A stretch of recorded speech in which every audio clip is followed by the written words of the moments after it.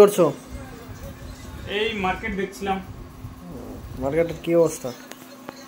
Market actually দেখছিলাম যে market আর কি হতে পারে নেক্সট। মার্কেট সকলে বলছে যে মার্কেটে রিভার্সাল এসে গেছে, কিন্তু অ্যাকচুয়ালি আমার মনে হয় না অ্যাকচুয়াল রিভার্সাল এসে গেছে। কারণ যদি মার্কেট এই 20,500 থেকে 20,200 300 পর্যন্ত যেত, তাহলে আমি বলতাম যে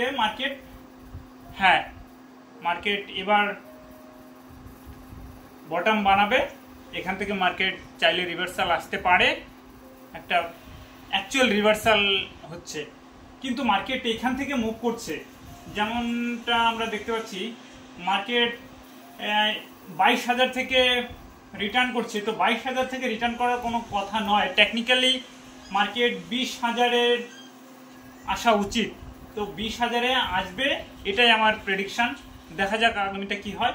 20,000-এ আসবে কেন বলছি, তার কারণ সিম্পল। যদি কেউ মার্কেট বোঝেন, একটু মিনিমাম বোঝেন, তাহলে তারা বুঝতে পারবেন যে মার্কেট কেন আমি বলছি 20,500 থেকে 20,200-300 এখানে মার্কেট এলে তারপর যদি রিভার্সাল আসতো তাহলে সেটা অ্যাকচুয়াল রিভার্সাল হতো।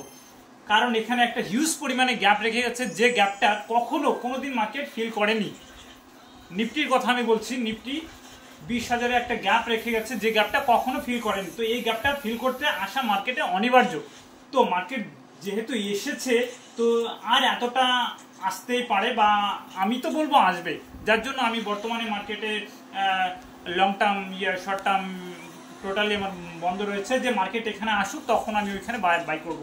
যেমনটা এখানে আসতে পারে, আমি মোটামুটি ধরে রাখছি আগস্ট নাগাদ, আগস্টের পরে গিয়ে আমি ইনভেস্ট করব।